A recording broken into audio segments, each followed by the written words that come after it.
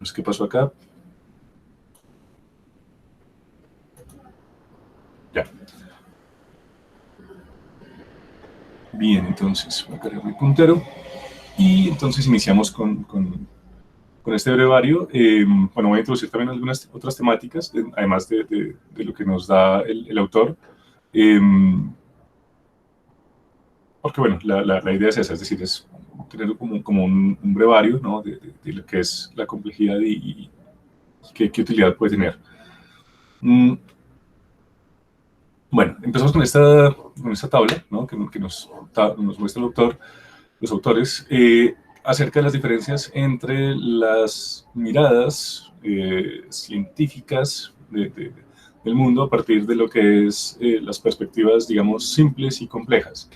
Cuando hablamos de simples, pues nos referimos principalmente a un enfoque reduccionista, donde lo que se aborda, digamos, desde la ciencia es las características de las partes, más que de las relaciones entre las partes.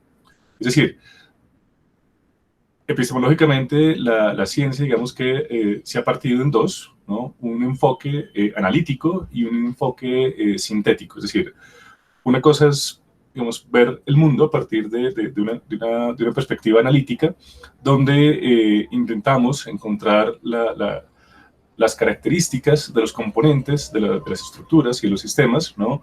Y eso nos ha llevado, perdón, digamos, a mirar cuáles son entonces esos elementos componentes, ¿no? de la realidad. Eh, y ese enfoque, pues, digamos, nos ha llevado, ¿no? a tener un enfoque muy micro, ¿no? de la realidad, porque, pues, digamos, cuando nace, digamos, el paradigma científico positivista, digamos que la realidad podía explicarse a partir de la suma de sus partes. Eh, es decir, la, si ustedes recuerdan, digamos, hay un antes y un después, ¿no? En la teoría digamos, de la ciencia médica, que es la teoría del germen, donde la cohabitación, ¿no? de las sociedades con el entorno natural, ¿no? Sí, las comunidades humanas vivían, pues, en bosques o en ciudades donde no había, digamos, una distribución de las aguas residuales, y, pues, digamos, la gente estaba muy expuesta a patógenos y enfermedades que además eran transmisibles socialmente, ¿no? Eh, digamos que el esfuerzo de la ciencia entonces fue mirar, y la ciencia médica en este caso, era aislar, ¿no? esos componentes que afectaban la salud de las personas, ¿no? Entonces, digamos que del cuerpo pasamos a una visión ya más micro, ¿no? Para mirar entonces en los microbios, en los gérmenes, ¿no? Digamos, en ese mundo micro, donde estaba la causa de las enfermedades. Entonces, había una visión no solamente reduccionista, de que tocaba entonces aislar cuál era el componente que afectaba al sistema, sino que además también había una visión de causa-efecto, ¿no? Es decir, el efecto de este patógeno es la causa entonces de la enfermedad y la morbilidad, ¿no? de las poblaciones. Y funcionó, es decir, digamos que hay un salto, digamos, cuántico, si se quiere, en la medicina, a partir de toda la teoría del germen, de la inoculación, de las vacunas, ¿no? Y, pues, esto, digamos, que permitió que la esperanza de vida aumentase, a partir sobre todo de la reducción en la mortandad infantil, que era, digamos, la población más vulnerable en esa época, perdón, a los contagios, ¿no? de todas estas virosis que afectaron el siglo XIX, como el cólera, la malaria, la fiebre amarilla, eh, la, esta de los pulmones, la tuberculosis, bueno, toda esta historia de las enfermedades transmisibles de esa época, hasta la fiebre, digamos, española, ¿no? Ya después de la Primera Guerra Mundial. ¿Qué es lo que nos dice estos autores? Que, bueno, ya estamos en otros contextos, ¿no? Ya la globalización, digamos que, y la industrialización, sobre todo, digamos que nos ha llevado a otro tipo de perfiles epidemiológicos a nivel social, donde ya digamos, las enfermedades transmisibles no son, digamos, la causa prevalente de las enfermedades o de la morbilidad, o la mortandad, perdón, de estas sociedades modernas, ¿no? Es decir, ya hemos hecho una transición de fase de enfermedades, perdón, transmisibles a enfermedades crónicas, es lo que se llama la transición epidemiológica. Es una transición de fase cualitativa porque, pues, digamos, ya estamos cada vez menos, bueno, a pesar del COVID, ¿no? Digamos, el cuadro epidemiológico de los países más desarrollados, pues, es ya principalmente hacia el aspecto crónico de las enfermedades, ¿no? Y esto, pues, obviamente también implica un cambio de visión digamos, en la clínica y en la gestión de los sistemas de salud y en la concepción de los sistemas de salud, ¿no? Porque, digamos, como sujetos ya somos una realidad distinta, ¿no? Es decir, ya no somos tan vulnerables, como les digo, a excepción del COVID, ¿no? A las enfermedades transmisibles, sino más bien a las enfermedades crónicas. Digamos, de lo que nos estamos muriendo hoy en día, ¿no? A diferencia de hace 100 años, que pues nos moríamos de otro tipo de enfermedades. También tenemos unas características importantes que hemos visto a lo largo del curso, y es, bueno, tenemos entonces esta transición epidemiológica, también tenemos una transición demográfica, ¿no?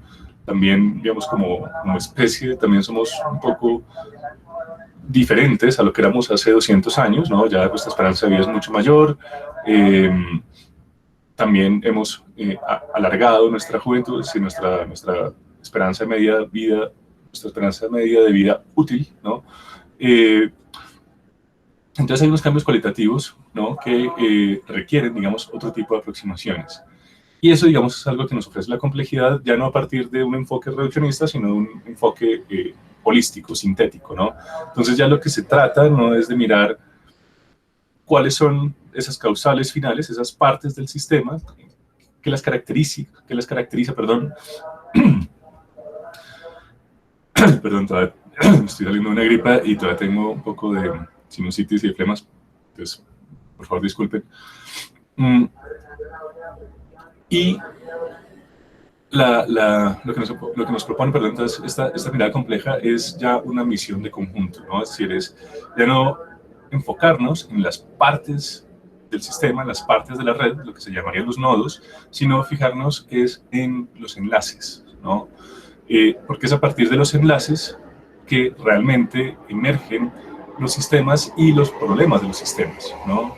Es decir, la causa ahora entonces de todas estas enfermedades crónicas y todas estas comorbilidades que hay a partir de estas enfermedades crónicas, pues requieren de una visión compleja, de una visión de conjunto, de una visión sistémica, porque es en los enlaces, es decir, es en las relaciones entre las partes del sistema donde encontramos los problemas, ¿no? Es decir, es en los hábitos de consumos, ¿no? En los comportamientos saludables o no saludables de las personas, en su entorno físico, en las relaciones que tiene con ese entorno físico, con sus, digamos, con su red social, ¿no?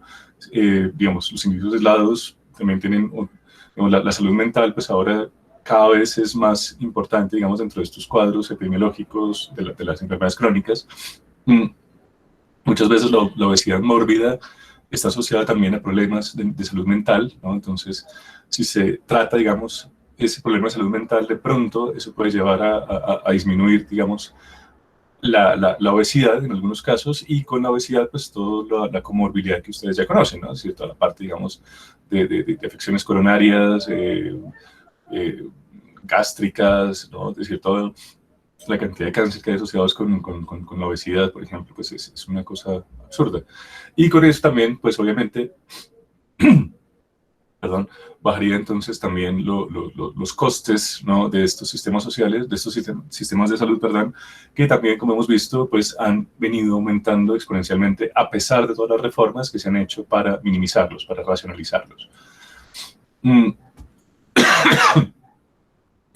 Entonces, una característica entonces de esta mirada, digamos, aquí le dicen simple, yo diría más bien analítica, para evitar, digamos, ese sesgo que tiene la palabra simple, ¿no? Esa carga peyorativa. Son sistemas entonces lineales, ¿no? donde, pues, digamos, hay una aproximación a los sistemas donde, digamos, los inputs, ¿no?, que entran al sistema, ¿no?, son iguales a los outputs que salen del sistema. Entonces, tenemos un sistema de salud donde entra un número de gente enferma, unos inputs, y sale entonces unos outputs, que es un volumen de gente sana, ¿no? Y pues, digamos, el mismo número de gente que entra sale, ¿no? Y la misma proporción en la que, digamos, su enfermedad o sus accidentes o sus problemas, digamos, de salud son muy graves, pues entonces también tenemos un output donde, digamos, proporcional a esos problemas, ¿no? Entonces hay una relación lineal y hay una aproximación entonces a ver esa realidad de forma lineal. Lo que nos dice es la complejidad es en la salud, digamos que lo que más se presentan son características no lineales, donde los pequeños cambios pueden llevar a unas divergencias muy grandes, ¿no? Ya sea para bien o para mal. Es decir, es algo que vamos a ver al final de la sesión, ¿no?, acerca de intervenciones a pequeña escala para generar outputs exponencialmente distintos, que son las teorías de los nudges, de la complejidad, de la economía del comportamiento, que ahora les voy a mostrar algunos ejemplos, donde dice pequeñas intervenciones en, por ejemplo, cambiando los hábitos, cambiando el entorno de las personas, pueden llevar a que pues no escale, ¿no?, sus problemas de salud. Porque, de nuevo, pues los problemas crónicos, digamos, tienen unas características distintas a las enfermedades transmisibles, ¿no? Y es que pues son más costosas, son más multicausales, ¿no? Es decir, una transmisión de una enfermedad tipo fiebre amarilla, una gripa, pues es unicausal, es decir, es el contacto con una persona que está enferma, ¿no?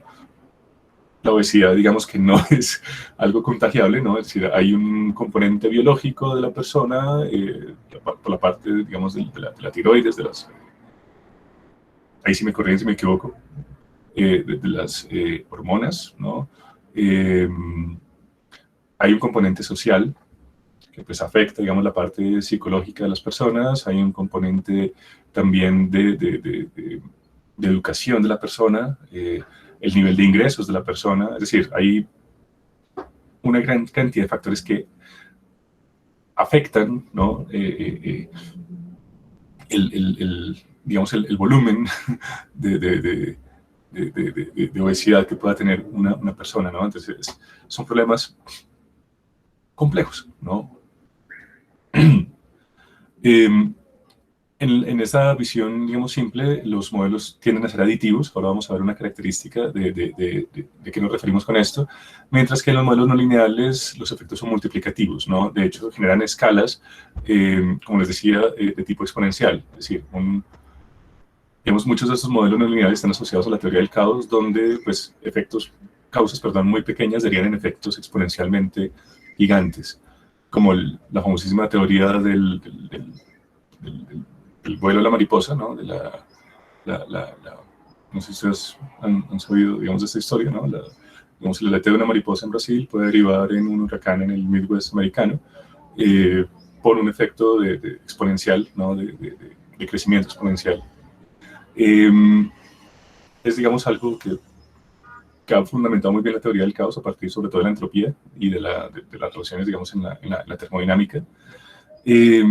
Y es eso, es decir, digamos, el hecho de que estemos en una red, ¿no?, hace que las relaciones que tenemos no generen efectos aditivos, es decir, si trabajamos en grupo, ese trabajo en grupo no va a ser igual a la suma de las partes, sino que va a generar un valor mayor, ¿no? Es algo que pues, he intentado, digamos, potenciar acá, es decir, que no sea, digamos, las exposiciones, por ejemplo, la suma de resúmenes, sino un trabajo mayor, ¿no?, de análisis y de síntesis, sobre todo, ¿no? Y eso es algo que se permite, digamos, en un trabajo en grupo, ¿no? Porque pues hay un debate, hay una suma de ideas, hay digamos, un trabajo de aumentar, digamos, el valor, ¿no? Eso es lo que se llama sinergias en la teoría de la complejidad, ¿no? Donde, pues precisamente porque tenemos dos elementos, dos nodos en la red que están cooperando entre sí, la suma digamos, el producto, digamos, de su trabajo no es igual a la suma de esto, ¿no? Es algo que de pronto también ustedes han oído hablar, ¿no? Que no siempre 1 más 1 es igual a 2, ¿no? Cuando tenemos relaciones sinérgicas, lo que tenemos es más bien 1 más 1 igual a 3.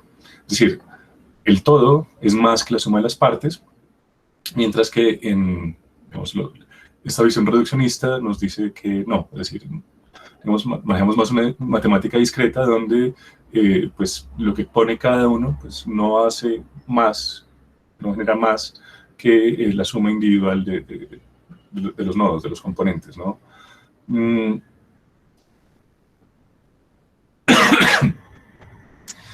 Digamos, es algo que vamos a ejemplificar ahorita con un modelo de autómatas celulares, donde nos dice, digamos, la mirada reduccionista, la mirada analítica, que pues un sistema que se basa en reglas simples, pues genera resultados simples, ¿no? Y es algo, digamos, que está muy presente en gran parte, digamos, de los paradigmas científicos desde el siglo XIX, y es que si queremos algo que funcione, pues tiene que ser muy complicado, ¿no? Y no sé si ustedes recuerdan en el video, los que lo vieron, nos dice, hemos complicado tanto los sistemas de salud que son prácticamente inmanejables, son muy costosos, es muy difícil poder hacer cambios significativos, ¿no? Y todo esto porque pues hemos complicado tanto las cosas que terminamos, en vez de hacerlo más eficiente, lo hicimos más ineficiente, ¿no? La teoría de la complejidad, por ejemplo, nos dice que de las reglas simples pueden emerger sistemas muy complejos, ¿no? Y ahorita, como les digo, les voy a mostrar por qué.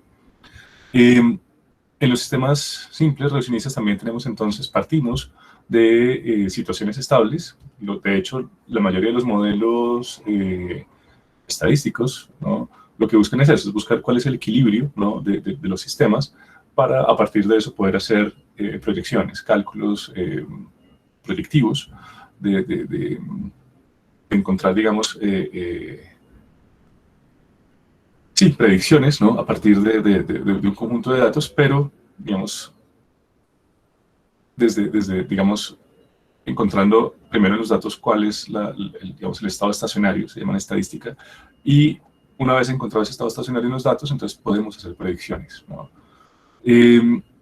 Los sistemas complejos lo que nos dicen es todo lo contrario, ¿no? La realidad es bastante inestable, de hecho hay un componente de caos muy grande en la realidad, de aleatoriedad, de incertidumbre, ¿no? Y esa incertidumbre pues no podemos aislarla de los modelos, ¿no? Al contrario, lo que tenemos es que introducir esa incertidumbre para poder entender mejor los sistemas y poder tomar mejores decisiones, ¿no? A partir de una aproximación más real de los modelos. Porque en última instancia, pues un modelo es útil si y solo si se parece a la realidad, ¿no? Si no, pues es una cosa pues muy relevante, ¿no? Entonces, bueno, los sistemas pueden presentar aleatoriedad, pueden presentar incertidumbre, pueden presentar equilibrios, múltiples equilibrios, ¿no? A partir de la teoría de los atractores, que veremos algo más adelante cuando hablemos de teoría de redes. Y eso, ¿no? Entonces, digamos, ese estado estacionario que se propone en la mayoría de los modelos estadísticos, pues es algo que no es, digamos, tan real, ¿no? Y eso, ¿no? Entonces, los modelos, en general, digamos, dentro de esta mirada de lo que es hacer ciencia, ¿no? hasta ahora, pues son modelos que buscan predecir y controlar, ¿no? Es decir, a partir del control de ciertas variables, buscan predecir cuál es el comportamiento futuro de una relación entre variables.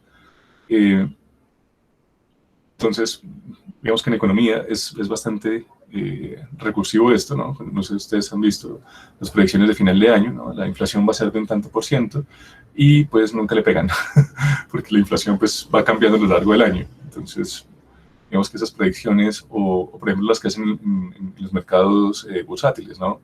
El precio de la acción, y pues con eso obviamente es que especulan, ¿no? Si va a subir o no va a subir, entonces pues si sube se venden las acciones, si va a bajar entonces se compran acciones, o al contrario, ¿no? Depende de dónde esté uno. Y es a partir de esto, ¿no? Entonces es es encontrar en la serie de tiempo cuáles son los valores futuros aproximados desde un cálculo estadístico que se basa en unos supuestos que no son muy reales, ¿no? Como por ejemplo, pues, digamos, ese supuesto, ¿no? de equilibrio en las series, de estado estacionario. Los modelos complejos son más que todo simulaciones que nos ayudan a entender la realidad, pero que son poco predictivos. Es decir, no nos sirven para hacer predicciones, nos sirven para tomar decisiones a partir de un entendimiento de la realidad, pero nos plantean escenarios a partir de unos cambios en los parámetros iniciales del modelo. Pero, como les digo, pues no están hechos, digamos, para tomar decisiones porque, digamos, algo que nos dice la teoría de la complejidad es que los sistemas adaptativos complejos, pues son eso, son adaptativos. Es decir, eso tiene un componente, o sea, son adaptativos porque el entorno es impredecible y, pues, obviamente, esa adaptación tiende a ser más bien impredecible, ¿no? Y eso, digamos, también es algo que se ha visto en la evolución misma, ¿no? Es decir, digamos que no ha habido un patrón regular de evolución en los animales, por lo menos, a lo largo de milenios, ¿no? Es decir, si uno mira, digamos, la evolución humana como el rasero de lo que es la evolución, ¿no? Donde, pues, digamos, caminamos erguidos, somos cada vez más dependientes de las relaciones sociales y hacemos que nuestro cerebro, pues, aumente de tamaño porque eso nos da mayores ventajas sobre el entorno. Vemos que otras especies han mutado, han evolucionado de forma completamente distinta, ¿no? Por ejemplo, los felinos, todo lo contrario, han reducido el tamaño de su cerebro a lo que era hace varios miles de años, sí. Y lo que han, pues porque obviamente el gasto energético del cerebro pues es muy grande y más bien lo han adaptado en masa muscular, por un ejemplo, ¿no?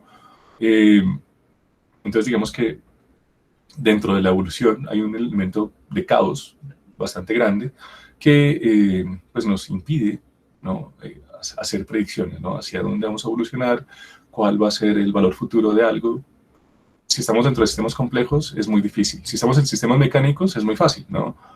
Porque, digamos, para eso se han hecho las ecuaciones, ¿no? Y muchos de los modelos matemáticos funcionan dentro de un mundo físico, dentro de un mundo mecánico, que, pues, de nuevo, era la realidad del siglo XVIII, XIX, parte del XX, donde, pues, efectivamente teníamos sistemas como los carros, como los aviones, como los trenes, donde, pues, era muy fácil predecir, ¿no? Si se aplicaba cierto estímulo, ¿no? Como el acelerador, ¿no? Pues cuál iba a ser entonces la velocidad resultante, en cuánto tiempo se iba a llegar de A a B. Pero, pues de nuevo, eso en un cuerpo humano, en un mercado, en un sistema de salud, pues no funciona, ¿no? O funciona pero de una forma muy, muy limitada como ha sido la realidad hasta ahora. Entonces, de nuevo, estos sistemas, como son los carros, los aviones, bueno, lo que eran, digamos, los aviones, los carros y los trenes hasta digamos, la revolución electrónica, pues eran sistemas complicados, es decir, no digo que sean realidades simples, fueron muy útiles y son sistemas muy, muy difíciles, muy, muy complicados, pero no son sistemas complejos, ¿no? ¿Por qué? Pues porque obviamente no dependen del entorno, no hay relaciones de multicausalidad dentro de sus partes, ¿no? De hecho, son sistemas completamente lineales. Para encender la máquina, pues hay unos pasos, ¿no? Hay un algoritmo muy claro y si se, digamos, viola algún principio de ese algoritmo, no, pues no funciona el sistema. Mientras que en los seres vivos no. Los seres vivos, digamos, sí funcionan de forma compleja, de forma no lineal y de forma sobre todo multicausal. Somos sistemas abiertos, no somos sistemas cerrados.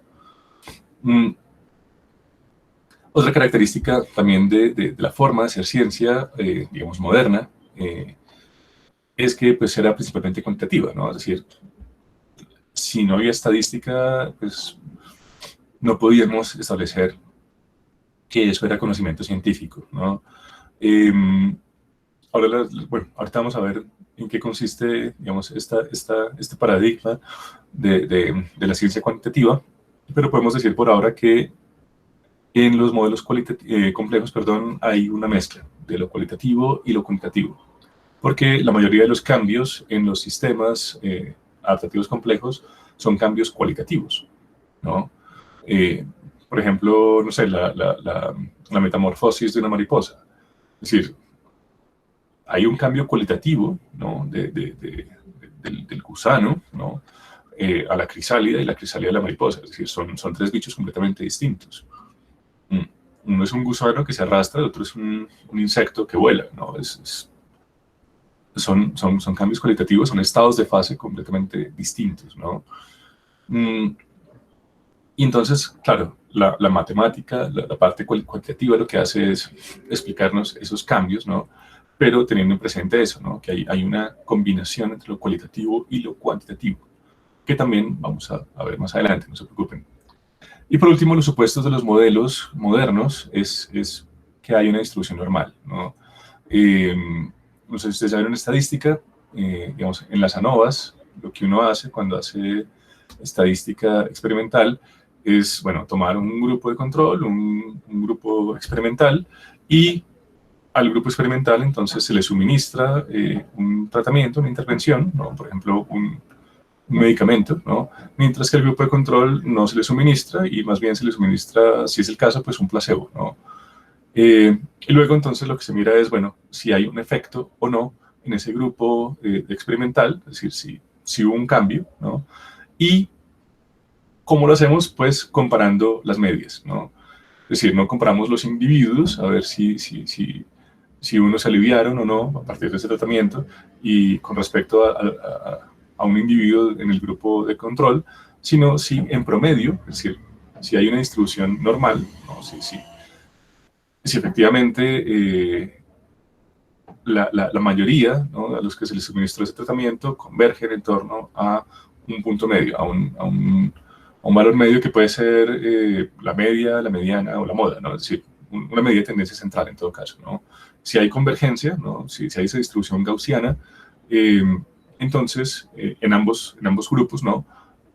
Ahí entonces ya podemos comparar, ¿no? Si en promedio estos dos grupos, pues hay una diferencia estadísticamente significativa, que eso lo podemos medir con la t-student, ¿no?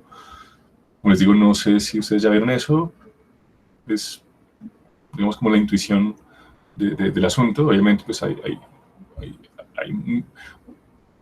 una matemática, digamos, mucho más complicada detrás de esto, pero, digamos, a grosso modo, es eso lo que se hace en estadística experimental, ¿no? Porque, pues, se controla, ¿no? Las variables, ¿no? Hay un control por parte de quien está haciendo el estudio, mientras que, por ejemplo, en las ciencias sociales, que es donde, digamos, me muevo yo, aquí no, digamos, uno no puede, digamos, aplicar ese tipo de experimentos en las sociedades y pues mucho menos en el tiempo, ¿no?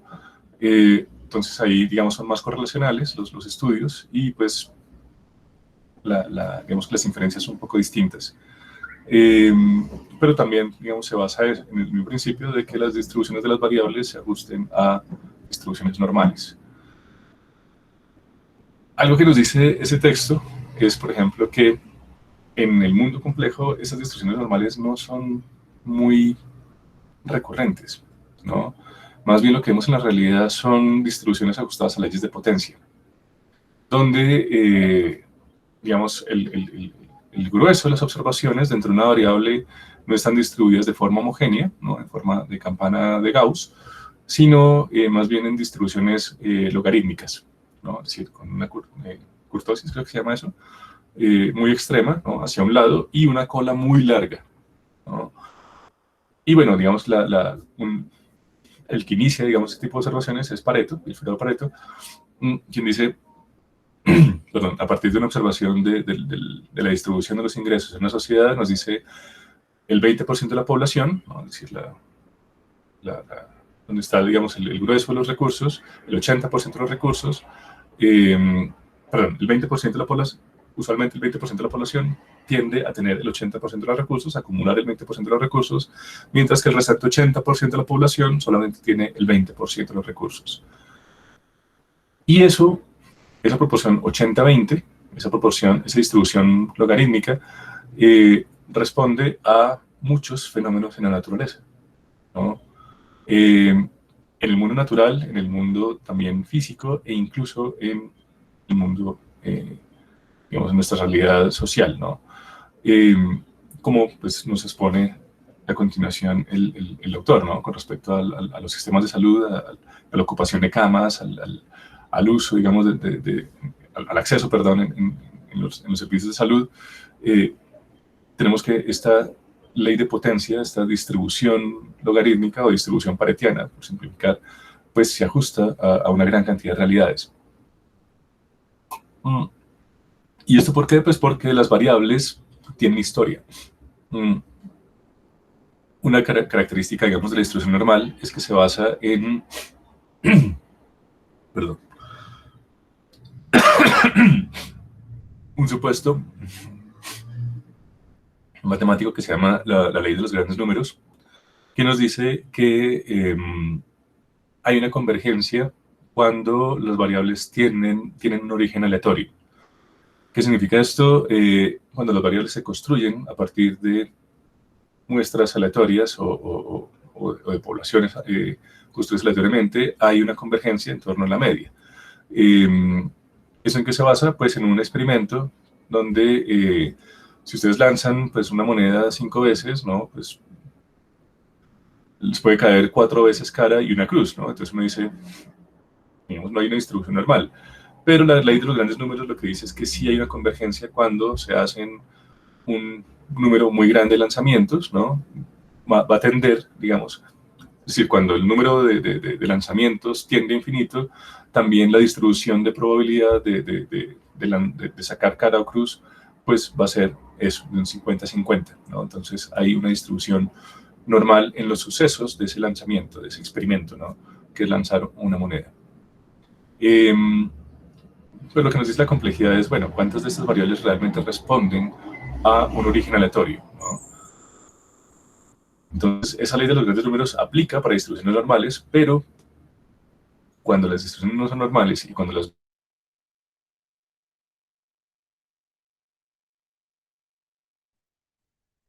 estos de los modelos ya no son tan válidos, ¿no? Y bueno, como les digo, les decía ahorita, perdón, qué pena con ustedes.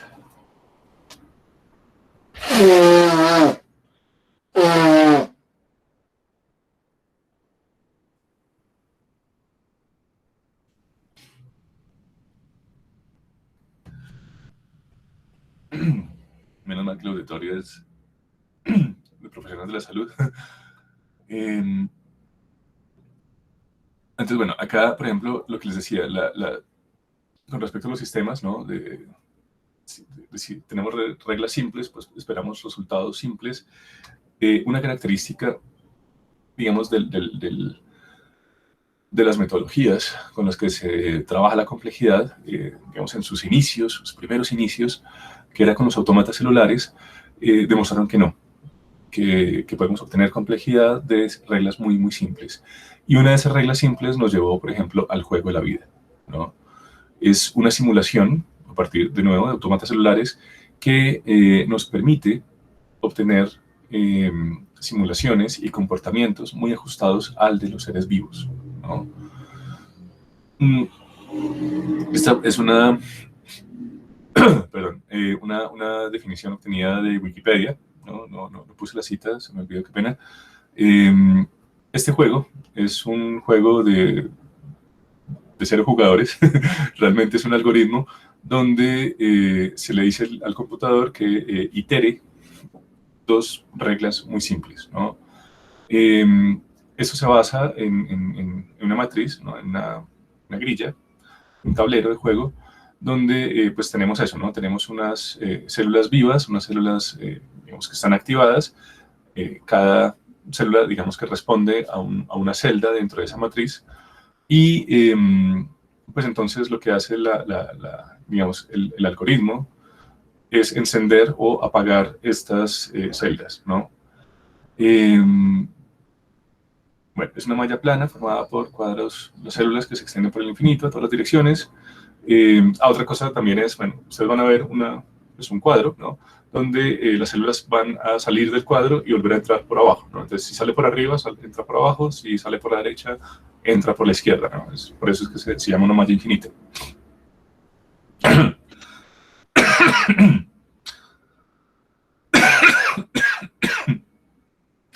Por lo tanto, cada célula tiene 8 células vecinas, que son las que están próximas a ella, incluidas las diagonales. Entonces, las células tienen dos estados, están vivas o muertas, ¿no? Encendidas o apagadas, y el estado de las células evoluciona a lo largo de unidades de tiempo discretas, es decir, T más 1, T más 2, T más 3, T más 4. En cada lapso de tiempo, entonces, pues, se siguen estas instrucciones. El estado de las células evoluciona a lo largo de las unidades de tiempo. El estado de todas las células se tiene en cuenta para calcular el estado de las mismas al turno siguiente, ¿no? Entonces, es iterativo, pero además es adaptativo porque tiene en cuenta los valores pasados, ¿no? Entonces, si estoy en T y en T menos 1, esa célula estaba apagada, pues eso yo lo tengo en cuenta para tomar mi decisión, ¿no? Es decir, es un sistema complejo que se adapta a su entorno y también es evolutivo porque tiene en cuenta los valores pasados, ¿no? Entonces, es un sistema muy simple, pero empieza a introducirnos en realidades cada vez más complejas. Y cuando decimos complejas, pues es eso, ¿no? Que se parece más a lo que es la realidad, porque la realidad, pues, es algo complejo. Y, bueno, todas las células entonces se actualizan simultáneamente en torno al turno siguiente y, bueno, siguen estas dos reglas. Entonces, tengan presente, ¿no? Son reglas más simples que las del fútbol, más simples que las del ajedrez. Una célula muerta con exactamente 3 células vecinas nace, ¿no? Es decir, al turno siguiente estará viva, se va a prender. Todas las células, digamos, hay una distribución en el cuadro, entre una distribución aleatoria, por demás, es decir, es completamente randomizada. Hay una distribución de puntos blancos, de puntos negros, ¿no? Que, de nuevo, está distribuido al azar, ¿no? Entonces, una célula viva con 2 o 3 células vecinas vivas sigue viva, ¿no? Y en otro caso, pues muere, ya sea porque está sola, ¿no? Porque no tiene vecinos, entonces pues muere, o si tiene 4 células activas alrededor, pues muere por hacinamiento, ¿no? Por superpoblación. Entonces, miremos esto. Para esto, les recomiendo, si les llama la atención este tema, descargar este programa, se llama NetLogo, y nos permite simular realidades en 2D y en 3D. Esta en particular solamente se puede en 2D, y digamos, es un programa que se usa para hacer modelos de autómatas celulares y de agentes autónomos. También de dinámica de sistemas, pero de una forma muy, muy limitada. Este entonces es el juego de la vida de Conway. Tiene pues una biblioteca de modelos muy grande, ¿no? Podemos ver, este modelo que vamos a ver es digamos, una versión, digamos, suavizada. El vuelo original pues es más parecido a... ¿Dónde está? Es como este, más bien. Es decir, es una grilla ¿no? de puntos de celdas activadas y desactivadas, ¿no? Es decir, en este caso los agentes no tienen movimiento, simplemente son celdas, son celdas, perdón, dentro del tablero, ¿no? Que se prenden o se apagan. No hay movilidad, a diferencia de los agentes autónomos que sí tienen movilidad. Y, digamos, es un paso... es un paso posterior, más allá de lo que es los automatas celulares, ¿no? Es un modelo que nos permite simular complejidades más avanzadas. Sin embargo, van a ver ustedes que, bueno, con el setup le damos entonces la disposición a las células, a las celdas dentro del tablero. Entonces, si ustedes se dan cuenta, cada vez que yo doy setup, cambia la configuración, ¿no? Y cambia como, de nuevo, pues, de forma aleatoria. Y le damos entonces Go, y van a ver ustedes...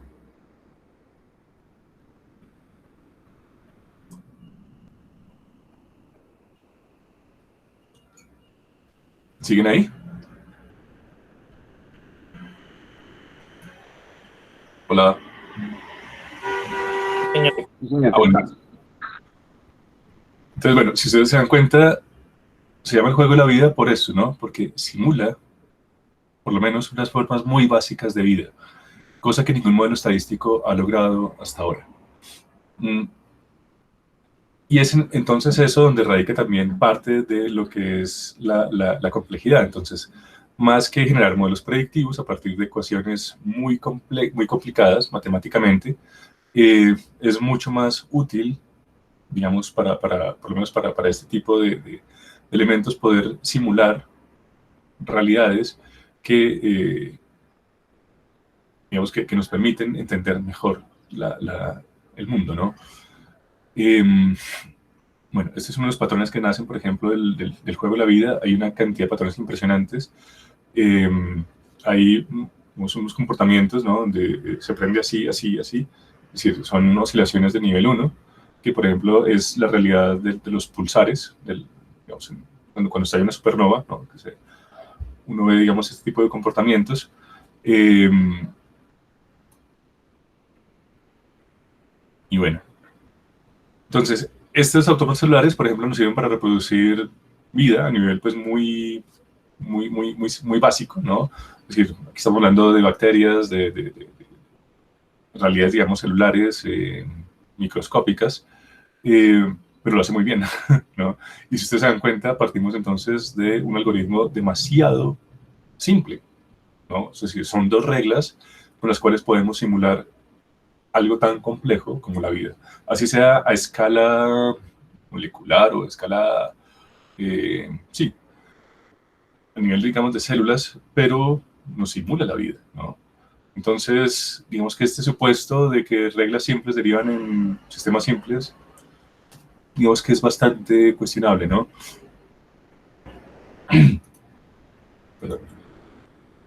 Bueno, este es el juego de la vida de Conway, que es, digamos, como un abrebocas a lo que es la complejidad y nos permite empezar ya a dilucidar qué es la complejidad.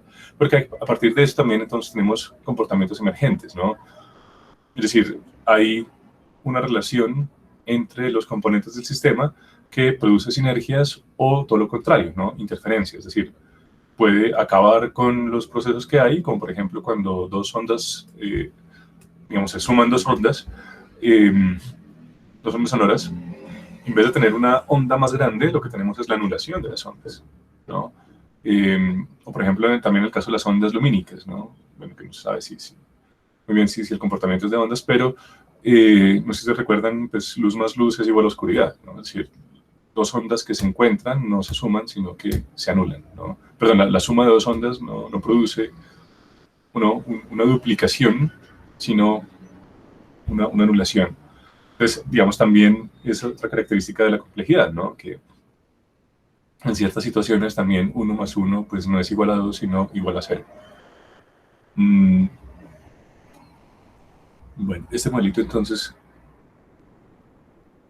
es bastante interesante y tiene una cantidad de aplicaciones impresionantes. Es decir, la capacidad de cómputo que genera esto es absurdo. ¿Estamos de tiempo? Bien.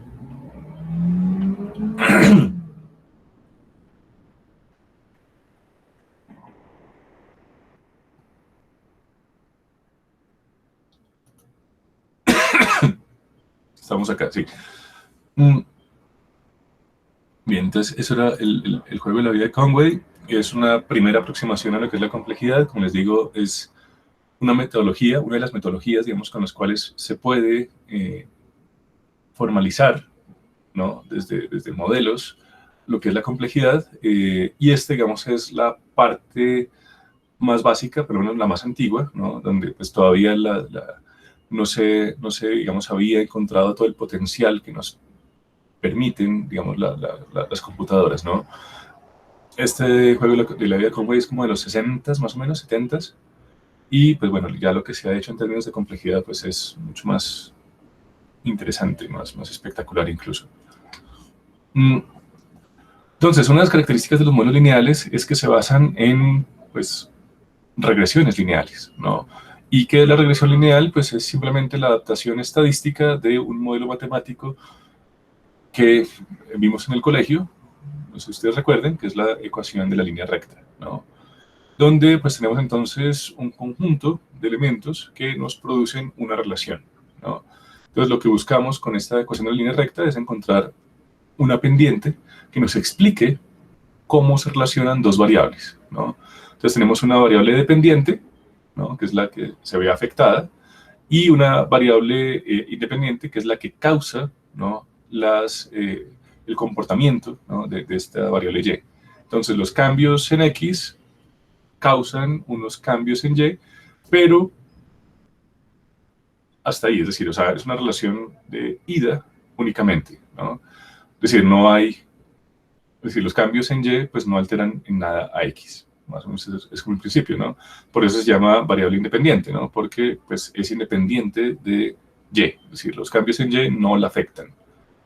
Tenemos entonces, pues, esto que es lo que nos interesa, digamos, encontrar en este tipo de ecuaciones, en este tipo de modelos, y pues también un intercepto, digamos, que es el que nos dice, bueno, cuál es el nivel de nuestra curva con respecto a Y, ¿no?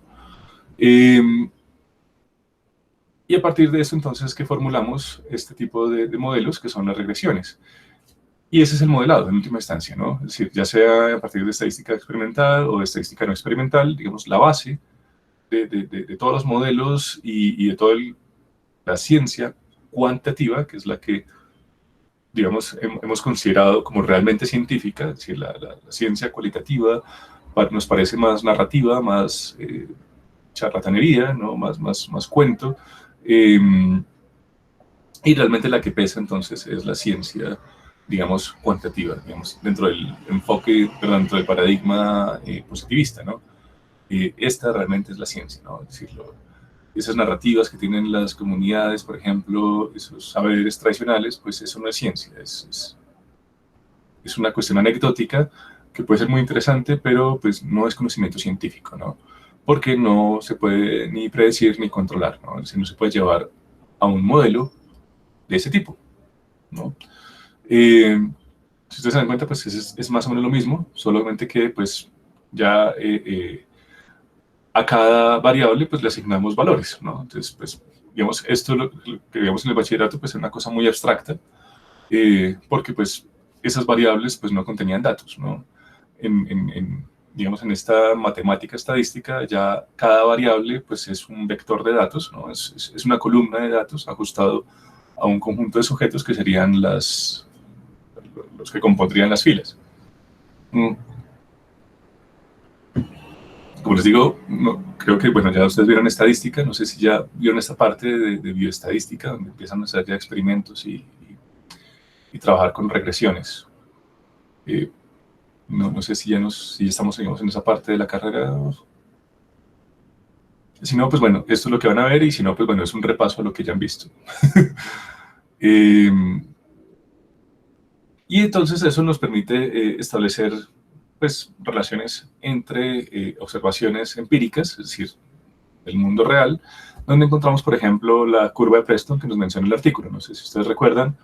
Es una relación pues de tipo no lineal, ¿no?, donde podemos ver que hay una relación cóncava, convexa, no cóncava, con intercepto, que nos muestra una relación entre el PIB per cápita, ¿no?, y la esperanza de vida. Esto para el año 2000. En el paper nos dicen, bueno, digamos, este es un ejemplo de cómo cambios muy pequeños producen efectos muy grandes, porque si ustedes se dan cuenta, tenemos entonces que cambios muy pequeños en el nivel de ingreso producen cambios exponencialmente gigantes en términos de esperanza de vida, ¿no?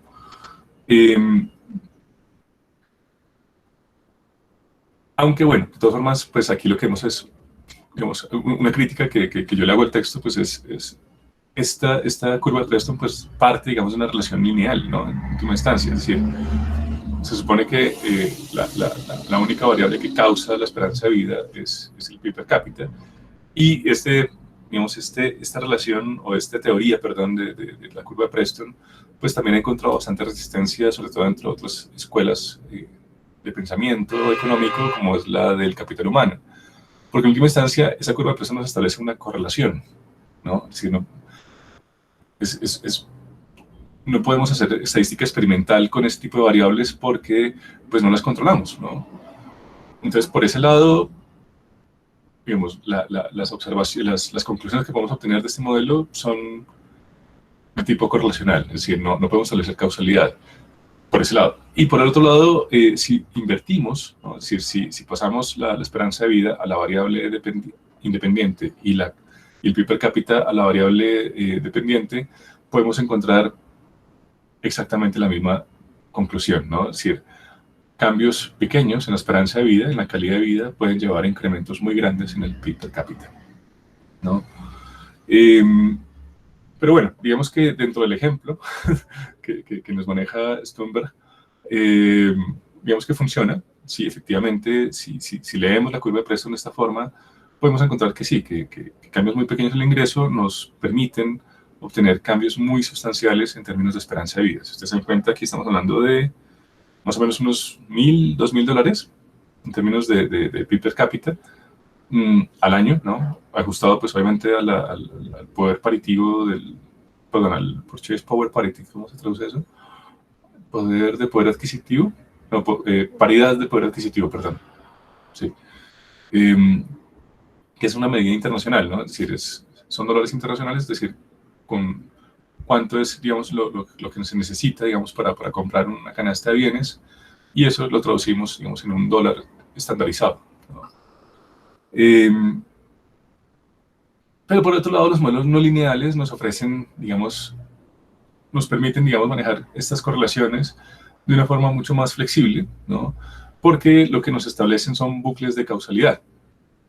¿Qué significa esto? Que este mismo modelo, esta misma correlación, podemos ajustarla a un modelo no lineal donde, digamos, la inferencia entre lo que es la variable dependiente y la independiente, pues no nos produzca ningún tipo de conflicto, ¿no? Y donde las distribuciones, pues no tengan que ser necesariamente normales, ¿no? Aquí tenemos entonces un bucle de causalidad, pues lo hice yo, digamos, para explicar un poco esto, donde, pues, tenemos que a mayor PIB per cápita tenemos más esperanza de vida, pero también a más esperanza de vida tendremos más PIB per cápita, ¿no? Es decir, aquí lo que generamos entonces es un bucle de crecimiento exponencial a partir de un círculo virtuoso, ¿no? Y también tenemos que, pues, obviamente, a más esperanza de vida, pues también tendremos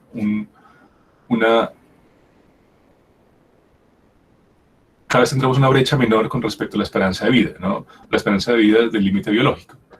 En última instancia, entre más aumentamos nuestra esperanza de vida, pues más nos acercamos a nuestro límite biológico. Cada vez se reduce, perdón, más la distancia frente a nuestro límite biológico. Y a mayor límite biológico, pues obviamente tendremos una mayor esperanza de vida. Hemos corrido entonces también nuestro límite biológico, ¿no? Y lo que hemos encontrado es eso, ¿no? Que pues también cada vez nuestra esperanza de vida y nuestra esperanza de vida útil también ha aumentado.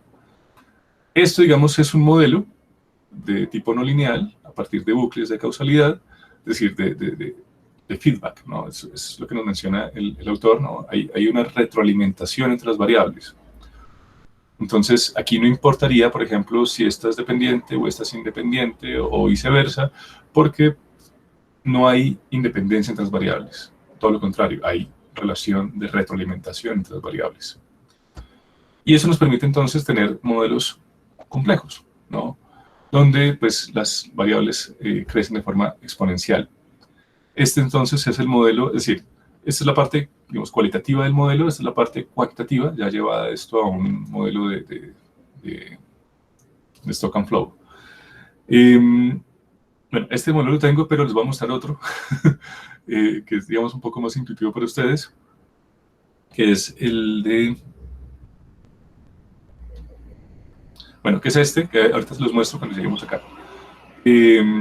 Por ahora, entonces, como les decía, los supuestos de todos los modelos que, por lo menos dentro de la estadística paramétrica, que es la más robusta, hay pues también una estadística no paramétrica que puede ajustarse, digamos, a otro tipo de distribuciones, como pueden ser las binomiales, ¿no? Donde tenemos dos montañitas, pero de nuevo, pues es una estadística menos robusta. ¿Qué significa esto? Que las conclusiones, perdón, que las inferencias que se pueden hacer a partir de estos modelos son menos concluyentes. Tenemos un margen de error mucho más grande que dentro de la estadística paramétrica, que es la que se basa, digamos, en estos supuestos de normalidad de las variables y de la distribución de los errores.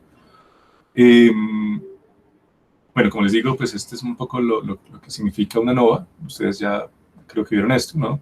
La idea pues, de una ANOVA es que tengamos dos distribuciones independientes, normales, que podamos comparar, porque pues, cuando tenemos estos cruces no podemos sacar conclusiones, ¿no? Y pues el experimento que hicimos pues, se va al traste. Experimentos que pueden ser muy costosos, ¿no? Porque pues, no tenemos, digamos, este principio de significancia estadística, ¿no? Es decir, si se cruzan estas dos colas, ya se sesga, digamos, todo el estudio. Mientras que los modelos complejos se basan principalmente en una distribución no normal, en una distribución logarítmica, como el que nos presenta el autor, de nuevo, pues, digamos, del 80%, ¿no? de la...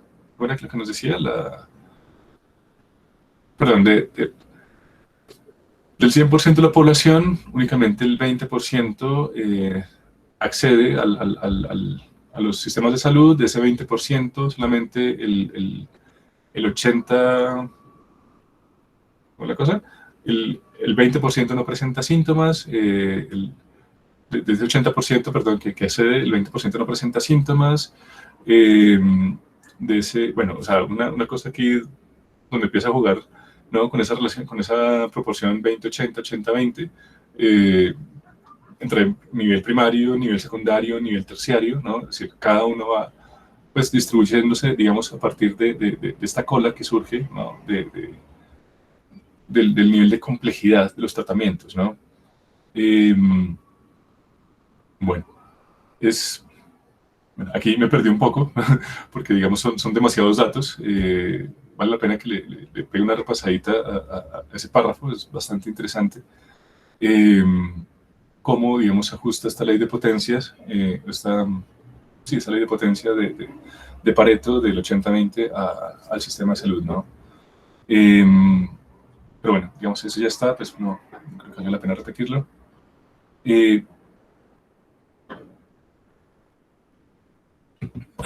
Perdón. Tenemos entonces que las características de los sistemas adaptativos complejos, ya tenemos algunas pistas, ya hemos visto algo hasta ahora. Los sistemas complejos, entonces, constan de muchos componentes, ¿no? Diferentes que interactúan de forma no lineal, es decir, la mayoría de los componentes que estructuran estas redes, que son los sistemas de salud o a nivel, digamos, ya orgánico, pues son sistemas muy heterogéneos, ¿no? Es decir, nuestro cuerpo, nuestro sistema complejo, que es nuestro cuerpo, pues está compuesto de muchos subsistemas, ¿no? El sistema sanguíneo, el sistema respiratorio, el sistema nervioso, el sistema motor, qué sé yo, ¿no? Cada uno es cualitativamente distinto, es decir, son componentes, digamos, heterogéneos, y a partir de su relación, pues se produce entonces una sinergia que pues, permite un sistema más complejo, ¿no? Más complejo que la suma de sus partes. Es decir, el cuerpo, digamos, es más que la suma de un conjunto de sistemas, ¿no? Porque estos sistemas están cooperando, ¿no? Y están cooperando de forma no lineal, ¿no? Porque, de nuevo, pues, esas relaciones sinérgicas lo que nos producen son cambios multiplicativos, cambios exponenciales.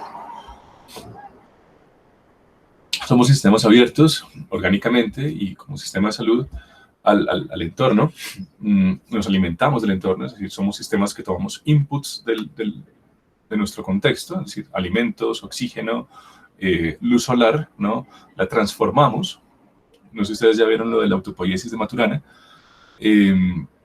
donde pues el patrón, es decir, la organización, la red, ¿no? Los enlaces del sistema tienen un propósito y es a partir de esa gestión de los elementos del sistema, pues producir más elementos del sistema. Es decir, nuestra función vital básica, según la teoría de la complejidad, según Maturana, es la autopoiesis, que es autoproducirnos, ¿no? Entonces, la función del sistema que organiza las células, pues es producir más células, ¿no? Y eso entonces produce un cambio exponencial, y es que somos muy chiquitos, somos bebés, ¿no? Esta producción de células, pues, deriva en crecimientos exponenciales que nos permiten tener sistemas más complejos, ¿no? A partir de que vamos multiplicando nuestras células, hasta que llega un punto, ¿no? Somos sistemas, de nuevo, tendríamos, digamos, una cola en este sentido, ¿no? Y luego una declinación. Llega un punto en el que la tasa de renovación de la producción celular pues está por debajo de la tasa de destrucción celular, y empezamos entonces a colapsar, ¿no? A envejecer y a morir. Por eso, pues,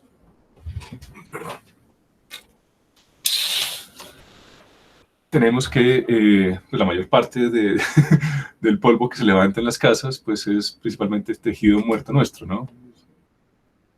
Es decir, toda la suciedad, todo el polvo que se forma en las casas pues es prácticamente nosotros que estamos muriendo, ¿no?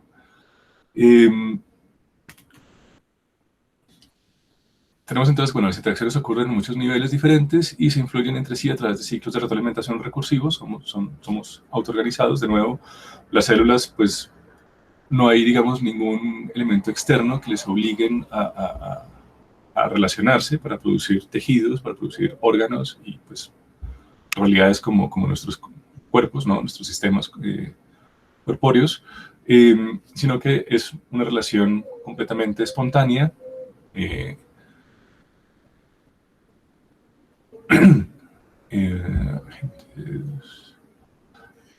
Sí, se da, digamos, de forma libre, ¿no? En ese entorno, digamos, molecular, para producir entonces sinergias que permiten entonces la formación de esto, ¿no? De estas realidades más complejas como los tejidos, como los órganos. Y lo mismo para los sistemas de salud, ¿no? Es decir, digamos que no hay, en un principio no hay mucha coerción, ¿no? Frente a qué asegurador inscribirnos, ¿no? De hecho, estos están compitiendo para ver quién puede afiliar más cantidad de gente, ¿no? Y entre todos, de forma autónoma, digamos libre, van sumando para formar todo un entramado que llamamos sistema de salud, ¿no? Junto con los hospitales, junto con los pacientes, junto con los financiadores, y todos entonces somos, digamos, cada uno de los componentes del sistema son elementos heterogéneos, muy distintos, ¿no? Pero cada uno, obviamente, a partir de esa especialización, de esa diferencia, de esa singularidad, produce un todo que es más que la suma de las partes, ¿no? Perdón. El patrón y la organización se desarrollan iterativamente a través de interacciones entre los componentes del sistema en ausencia de cualquier influencia de supervisión externa. No hay, digamos, quien controle esto de forma externa, ¿no? Es decir, todos los elementos están dentro de esa misma red, incluyendo el Estado, que es el regulador, ¿no? Es decir, pero no es el dueño de todas las partes del sistema, en este caso. Y pues no está, digamos, detrás de cada uno de los agentes, digamos, a nivel micro, ¿no? Para decirles qué debe hacer, ¿no? Bueno, algunas reglas simples para la organización de los sistemas humanos incluyen valores y principios compartidos, conectividad, retroalimentación, diálogo, memoria, interdependencia. Esta parte es importante, ¿no? Porque digamos, mucho de los efectos finales pues dependen de cosas simples como nuestro sistema de creencias. Por ejemplo, en el caso de los testigos de Jehová, si no estoy mal, que no se dejan inocular, no se dejan introducir jeringas en el cuerpo, ¿no? Ni transfusiones sanguíneas, ni todas estas cosas. Y pues obviamente esto altera todo el sistema de salud, ¿no? Y incluso su propia salud como una realidad compleja, ¿no? Por un sistema de creencias que, digamos, puede parecernos simple, pero tiene un efecto gigante en la salud de estos conjuntos humanos. Un sistema complejo se define por sus relaciones o patrones de interacción, no por sus componentes constituyentes. De nuevo, pues, lo que hemos visto, la mayoría de los problemas que ha tenido, digamos, el sistema de salud ha sido principalmente en la parte de regulación, es decir, es en los enlaces, en la forma como se relacionan los agentes los agentes económicos dentro del sistema de salud, que se producen la mayoría de los problemas, ¿no? Efectivamente, son los nodos, digamos, donde vemos, digamos, la problemática, pero lo que lleva a que los nodos sean más o menos problemáticos ha sido esta organización del sistema. ¿no? Recuerden que en los 90s las aseguradoras eran muy eficientes, eran muchas, ahora tenemos menos, con una mayor cantidad de usuarios, ¿no? Lo mismo, una ley de potencia, pero también, digamos, han sido más eficientes para unas cosas, pero también, digamos, para cosas positivas, ¿no? Como, por ejemplo, aumentar la cobertura, pero también, pues, también han sido más eficientes para sacar recursos que son, pues, muy escasos, ¿no? El comportamiento de un sistema adaptativo complejo no se puede reducir al comportamiento de componentes específicos, es emergente. Si bien veíamos que gran parte del problema del sistema de salud estaba en el aseguramiento, pues también vemos que no es el único elemento problemático y que además este problema se da por una multiplicidad de factores, ¿no? Que tienen que ver con la regulación, que tienen que ver con el diseño inicial del sistema, ¿no? Es decir, esas características iniciales del sistema que estaban pensadas para pues una población que no iba a envejecer, ¿no? Estábamos en un boom económico donde teníamos, digamos, en la prima, digamos, de la lotería demográfica, donde había una gran cantidad de gente muy joven trabajando, ¿no? Es decir, el componente, perdón, la participación demográfica en la economía respondía a un grupo etario joven, era muy poca la población anciana, y además, pues, se había proyectado para que el sistema formalizara el empleo de toda la población, y en esa medida, entonces, pues, obviamente iba a haber un sector contributivo más grande que el subsidiado, ¿no? Todo esto falló. Entonces, es un sistema que es muy sensible a las condiciones iniciales, ¿no? Digamos, a las características de diseño original, ¿no? Y también, pues, obviamente, a las interrelaciones que se han dado, ¿no?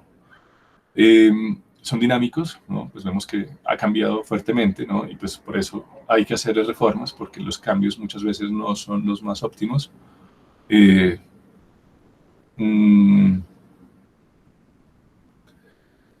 bueno, de nuevo, pues también hemos visto que nos ha tocado entender algo también de mercado laboral, porque pues mucho de los problemas pues se ajustan no solamente a las características propias del sistema de salud, sino también a otras esferas de nuestro sistema social y económico, ¿no? A la dependencia, por ejemplo, de las commodities, ¿no? A la realidad en el empleo de las personas, a ya cuestiones demográficas, como una transición demográfica, como una transición epidemiológica, a la globalización misma, ¿no? Que también incide en los precios de los medicamentos.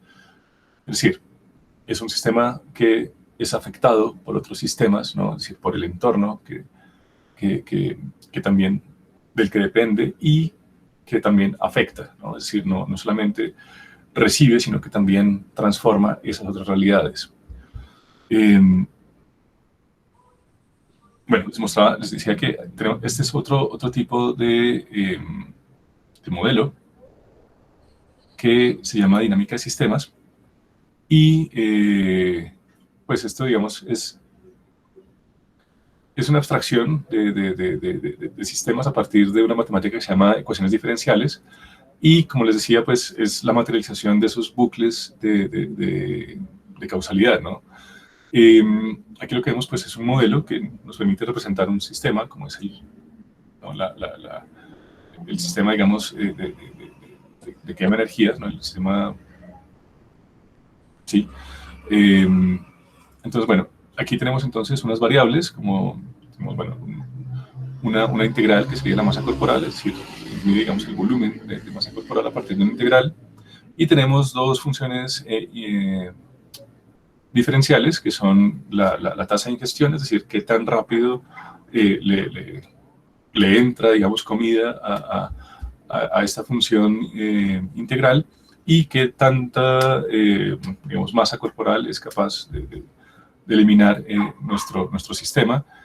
Y esto, pues, obviamente también a partir de unas limitaciones, ¿no? Y es que, bueno, después de cierto volumen de masa corporal, pues ya, o sea, ya digamos, ingresamos a lo mórbido, y de lo mórbido, pues ya ingresamos a lo crítico, ¿no? Es decir, ya a una situación de vida o muerte.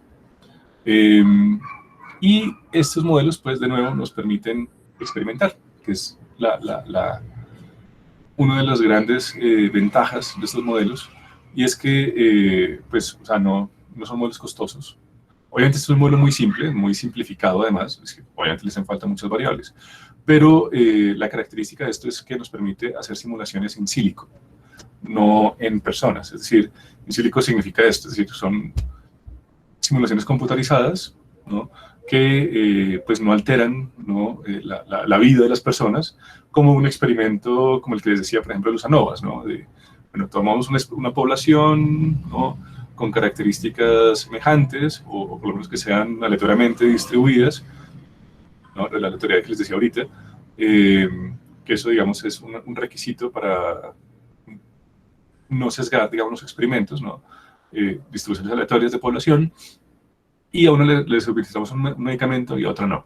Entonces, claro, eso tiene unas implicaciones éticas fuertes, ¿no?, porque de pronto el medicamento puede tener efectos secundarios y en vez de beneficiar la salud, la perjudicamos, ¿no? Entonces, bueno, esto, digamos, simula la realidad de los organismos y nos permite entonces jugar con esto, con las variables. Entonces, bueno, aquí por ejemplo tenemos este valor inicial de la masa. Aquí lo que vemos entonces es un estado una transición de fase, ¿no?, donde pasamos entonces de un nivel inicial, que es este peso, no sé, este nivel de saturación de masa corporal, de índice de masa corporal, perdón, y pues una transición hacia otro estado de fase, ¿no?, donde pues la capacidad del sistema es de 400 kilos, ¿no? De ahí ya, pues, si pasa de ahí, pues ya el sujeto, digamos que está en un riesgo demasiado grande, ¿no? Entonces aquí lo que hacemos es jugar, por ejemplo, ¿no?, si el valor inicial es más grande, en qué momento, digamos, converge, ¿no?, en tiempo, porque estos son modelos dinámicos, ¿no? Aquí, digamos, nuestra variable, ahí sí dependiente es el tiempo, esa sí es la única que no podemos controlar. Y jugamos entonces con esto, digamos, para encontrar cuál sería, digamos, digamos, la combinación de factores ideales para mejorar, digamos, la salud de este paciente. Entonces, bueno, si disminuyamos la ingesta hasta cierto punto, pues de pronto matamos al paciente. Si le aumentamos demasiado, estas son tasas, ¿no? Es decir, esto sería un 5%. Y si aumentamos la tasa de excreción, no sé qué pasaría, ¿no? Y esta es, digamos, la razón de ser, ¿no? Es decir, es jugar con contrafactuales. ¿Qué pasaría si? Por eso hablamos de experimentación, porque con la experimentación sí podemos responder a estas preguntas, ¿no? Esto se llama Benzene, es para hacer entonces dinámica de sistemas, que es otra metodología con la que, digamos, hacemos complejidad, ¿no?, con la que trabajamos complejidad. Y de nuevo, pues es experimental, es in silico, y se basa principalmente en eso, ¿no?, en experimentos en el computador.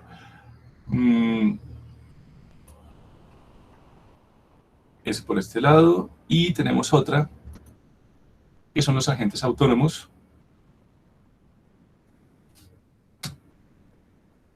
donde, bueno, este es un modelo híbrido. Aquí tenemos una dinámica de sistemas, que es el modelo con el cual simulamos cada uno de los agentes. Este es un modelo donde es híbrido porque aquí tenemos tres factores importantes que determinan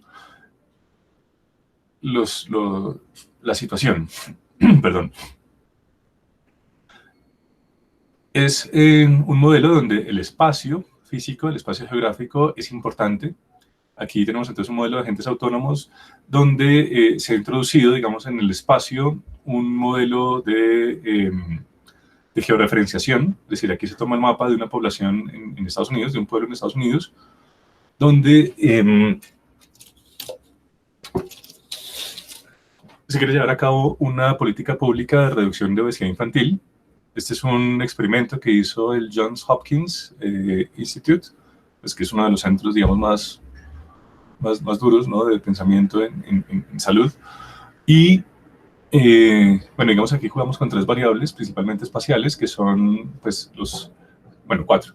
Estos espacios verdes, que son las casas de los estudiantes, Estas pelotas de béisbol, que serían los parques, estos iconos rojos, que serían los puestos de comida rápidas, y pues obviamente hipercalóricas, y esto que ustedes ven aquí pues es la escuela.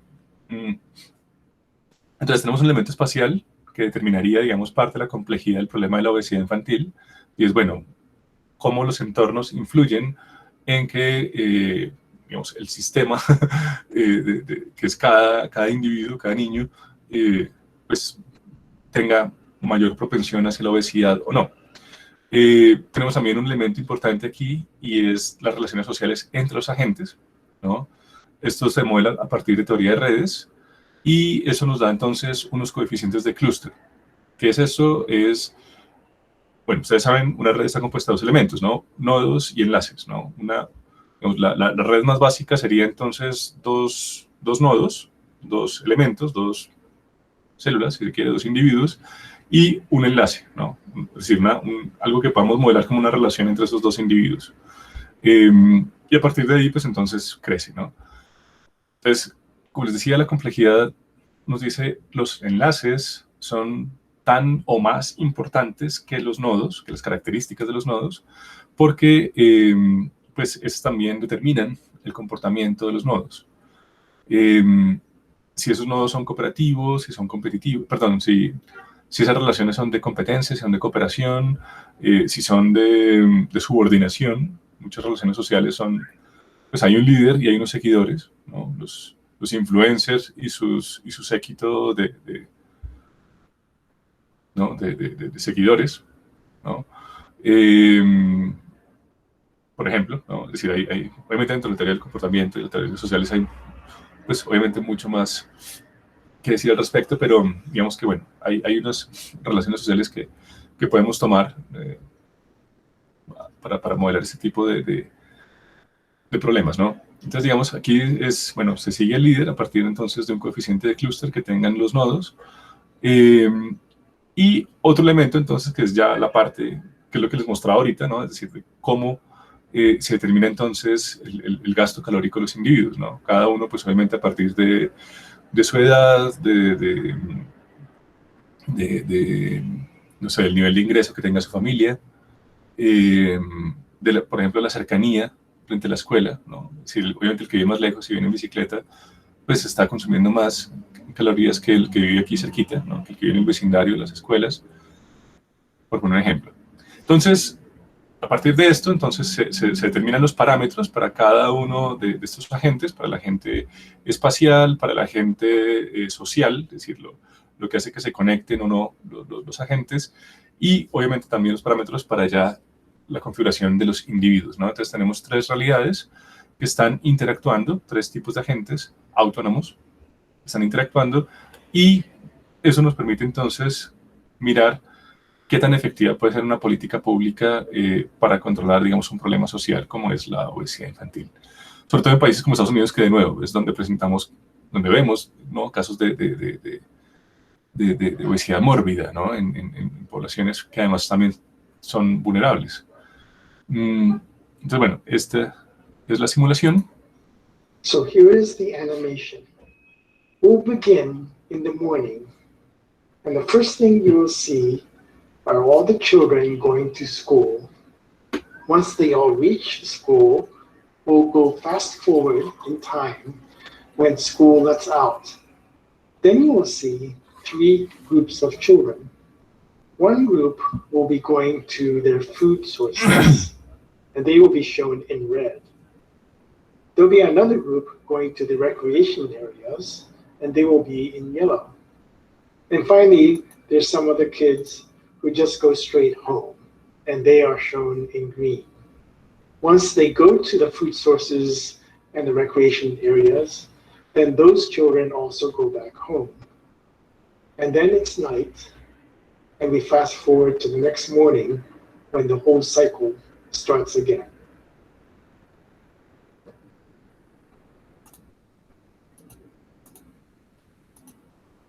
So here is the animation. Ya.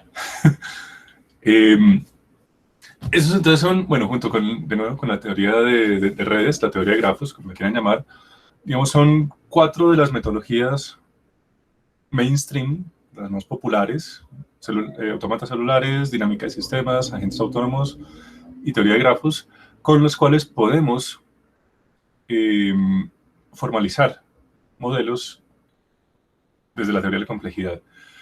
¿Y esto para qué? Pues bueno, como les decía, para generar simulaciones de comportamientos reales que nos permitan ver cuál sería el efecto, ¿no?, de una política, de una estrategia,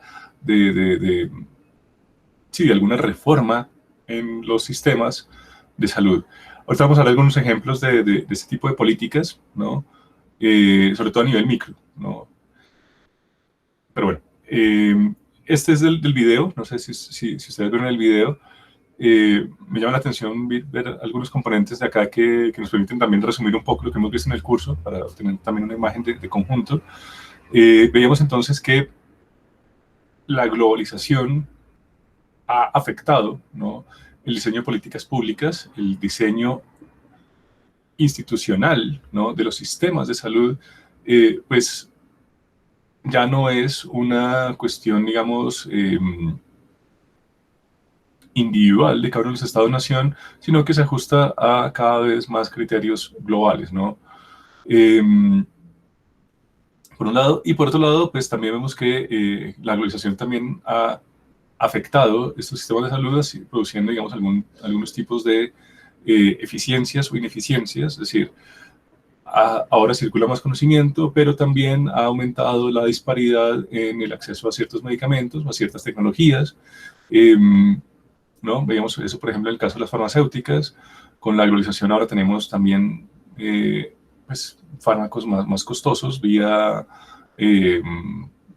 propiedad intelectual, ¿no? Y con la globalización también entonces vemos problemas como son, pues, la transición demográfica, la transición epidemiológica. Vemos también un sistema que es cada vez más articulado, ¿no? Es decir, también vemos que pues con la globalización somos somos más vulnerables al contagio de enfermedades transmisibles. Desde la globalización, pues bueno, tenemos una gran cantidad de SARS, ¿no?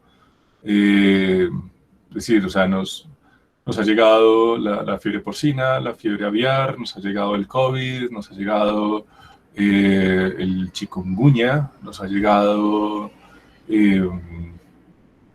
antes del COVID había otra que se llamaba... Los que les llama la atención la epidemiología, sobre todo aquí en América Latina. ¿El dengue? ¿Sí? Bueno, dengue es un término muy genérico, pero creo que le decían así, antes del COVID. ¿Era el Zika? ¿Cuál, perdón? El Zika. ¿Zika? Zika, ese. Sí. Chikungunya. Antes del Zika, el chikungunya, creo que como hace, no sé, unos 8 años más o menos, fue el chikungunya, y después creo que fue el Zika, creo, me parece. Ahí sí me puedo equivocar. Sí. Pero son enfermedades, de nuevo, producto de la globalización, ¿no? Es decir, entran y salen mercancías, bienes, servicios por todas las fronteras, gente, ¿no? Y pues eso, pues obviamente nos hace mucho más propensos, porque pues estamos en una sociedad donde cada vez la red es más densa, ¿no? Es decir, cada vez somos nodos de redes cada vez más y más grandes. Antes, pues, nuestras redes eran locales, ¿no? Es decir, éramos países, ¿no?, donde pues la sociedad interactuaba como una red local, aislada de las otras redes, ¿no?, con un contacto mínimo por lo menos. Ahora cada vez la interconexión a nivel de sociedad, a nivel económico, a nivel epidemiológico, pues es mucho más grande, ¿no? La escala pues ha aumentado de una forma exponencial. Y también entonces, bueno, algo que ya hemos mencionado, pues tenemos entonces una transición demográfica que, según el video, pues se daba principalmente por esto, ¿no? Porque pues, perdón, una transición epidemiológica, qué pena. Porque pues antes nuestros ambientes, digamos, donde residíamos, pues estábamos más relacionados con la naturaleza, con los, digamos, con los vectores de contagio naturales, ¿no? Es decir, ese contacto con los animales, con ciertas especies, pues nos producían enfermedades y ese era pues nuestro perfil epidemiológico, ¿no? Enfermedades de origen animal, ¿no? Transmitidas pues por gérmenes, ¿no? Por virus, bacterias. Y eso es lo que nos moríamos y era pues obviamente, digamos que el enfoque reduccionista, analítico, pues nos servía mucho para prevenir este tipo, no para prevenir, pero sí para, digamos, hacerle frente, digamos, a esa realidad, ¿no? Con toda la parte de la vacunación y de los...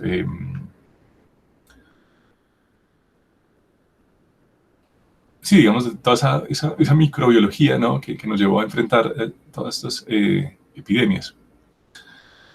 Ahora, pues las epidemias son distintas, ¿no? Ya, por un lado, son más costosas, más multicausales y derivan principalmente de los contextos en los que habitamos ahora. Ya no son entornos naturales, son entornos producidos por el hombre, donde pues obviamente se modifican nuestros patrones de comportamiento, nuestras conductas, la forma como organizamos nuestra vida en torno pues a estos compartimientos, ¿no? Que son las ciudades y que pues obviamente nos llevan a adoptar hábitos menos saludables, ¿no? Algo que veíamos también en una de las exposiciones, ¿no? Con respecto a la parte de la obesidad, no sé si recuerdan los noches. Y es eso, es decir, o sea, antes vivíamos entornos que nos obligaban a trabajar, a desplazarnos por grandes distancias, pues digamos que nuestro sistema era pues mucho más robusto, ¿no? Es decir, más robusto, digamos, en el sentido de que era más resistente, más sano, ¿no? Más fuerte, porque nos obligaba a hacer ejercicio, ¿no? Nuestros ambientes de ahora no nos obligan a hacer ejercicio, ¿no? Vivimos en un conjunto de edificios donde tenemos todo, pedimos domicilio, nos desplazamos en taxi al lugar donde trabajamos, o en metro, o en bus, o ¿no? El sistema que tengamos. Las comidas más económicas son las que más gustan y las más perjudiciales, ¿no? Además, es tan rápido. Esa es otra característica, es decir, ya no podemos disponer de mucho tiempo para alimentarnos, entonces lo que más rápido está, pues no es necesariamente lo más sano. Y además, pues también queremos comer rico, entonces queremos comer rico, barato y rápido. Entonces, tenemos este tipo de consumos, digamos, malos hábitos y bueno, todo esto deriva, digamos, en un círculo vicioso, ¿no? Que va escalando en empeorar nuestra calidad de vida, ¿no? Promedio, y con esto, pues, obviamente también en los costes que lleva esto. Nos estamos envejeciendo, ¿no? Esto, pues, obviamente también cada vez hace que el sistema de salud, pues, vaya colapsando más en términos de atención y de gastos. Y según el video, y también en parte según Sternberg, esto pues ha llevado a que los sistemas de salud pues no sean cada vez más complejos, sino cada vez más complicados, ¿no? Es decir, en vez de generar interdependencias, emergencias, sinergias, lo que hemos llevado es a que, más o menos como la parte de las ondas, es decir, que en vez de sumar esfuerzos, se anulen, ¿no? Y esto, pues, en vez de generar sinergias, genera interferencias en los sistemas de salud. Donde, pues, por ejemplo, lo de los medicamentos, ¿no? Es decir, en vez de que la investigación en la medicina mejore la calidad de vida de las personas, lo que hace es aumentar las desigualdades, ¿no? Entonces generamos medicamentos que son muy eficientes, ¿no? Para cierto tipo de enfermedades, pero que son inaccesibles para el grueso de la población. Son muy costosos. Los sistemas de salud no pueden hacerse cargo de esto porque pues ya tienen una carga bastante fuerte por el lado de los obesos, de los hipertensos, que pues no le permiten, digamos, a un conjunto de pacientes pues acceder a esos medicamentos, ¿no? Entonces, lo que vemos es eso, ¿no? Es decir, o sea, son sectores dentro del mismo sistema de la salud compitiendo por recursos y poniéndose, digamos, obstáculos en esa carrera por conseguir la mayor cantidad de recursos, y todo eso, en vez de redundar en un bienestar del paciente, que es para lo que está hecho el sistema de salud, es su propósito como sistema orgánico, como sistema vivo, ¿no? Es decir, la vida del sistema de salud es generar, perpetuar la vida de sus componentes, ¿no? Es decir, esa sería como la autopoiesis, ¿no? de este sistema de salud, ¿no? Mejorar o propender por la calidad de vida de sus usuarios, ¿no? Pues no, lo que vemos es que es un sistema donde en vez de generarse sinergias, se generan interferencias, hay enlaces que están compitiendo, perdón, hay nodos que están, en vez de generar relaciones de cooperación, generan redes de competencia, y no se genera, digamos, la competencia donde debe generarse la competencia, sino donde no debe. Entonces, en vez de generarse competencia entre los aseguradores, se genera entre los aseguradores con las IPS, ¿no? Con los prestadores de servicio. Entonces, digamos que hay una mala organización del sistema, ¿no? Es un poco lo que nos dice la complejidad, y pues todo esto deriva en que cada vez es más insostenible, ¿no?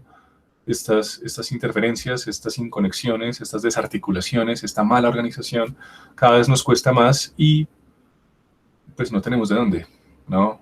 Ahora vamos a entrar en una recesión por los próximos 10 años, de aquí a 2030, que pues va a hacer que sea menos sostenible aún el sistema. Es decir, ya era insostenible cuando teníamos crecimiento económico, ahora que no tenemos crecimiento económico, imagínense ustedes qué va a pasar.